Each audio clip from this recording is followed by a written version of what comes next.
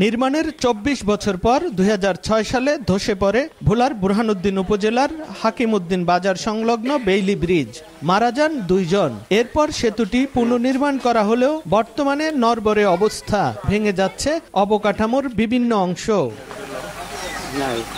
লালমোহন উপজেলার চর অন্নদা প্রসাদ ও পেয়ারীমোহন গ্রামের আয়রন ব্রিজটি ২ বছর আগে ধসে পড়ে। এরপর থেকে গ্রাম দুটির মানুষের ইউনিয়ন পরিষদ ও উপজেলা সদরের সঙ্গে সহজ যোগাযোগ বন্ধ হয়ে যায়।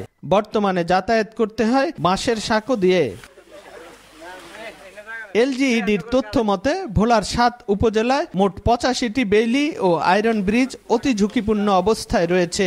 এসব সেতুর অধিকাংশেরই নেই নিরাপত্তা রেলিং, মেয়াদ উত্তীর্ণ ও সংস্কারের অভাবে স্প্যানগুলো জরাজীর্ণ। ছোট যানবাহন চলাচলের সময়ও কাঁপে সেতুগুলো। দুর্ঘটনা এড়াতে শিগগিরই এসব সেতু পুনর্নির্মাণের দাবি এলাকাবাসীর। এখন জন্ম সনদ দিয়ে খোলো বিকাশ স্টুডেন্ট অ্যাকাউন্ট। নিজের বিকাশ নিজে কর।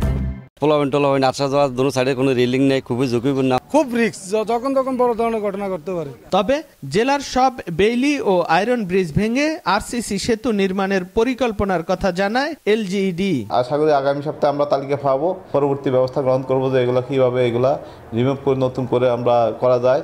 এলজিইডির তথ্য মতে ঝুঁকিপূর্ণ ৮৫টি বেইলি ও আয়রন ব্রিজের মধ্যে ৬৯টি নতুন করে নির্মাণের জন্য মন্ত্রণালয়ে প্রস্তাব পাঠানো হয়েছে। আর বর্তমানে জেলায় মোট ১৫৮টি ঝুঁকিপূর্ণ ব্রিজ আছে। নাসির উদ্দিন লিটন, সময় সংবাদ, ভোলা।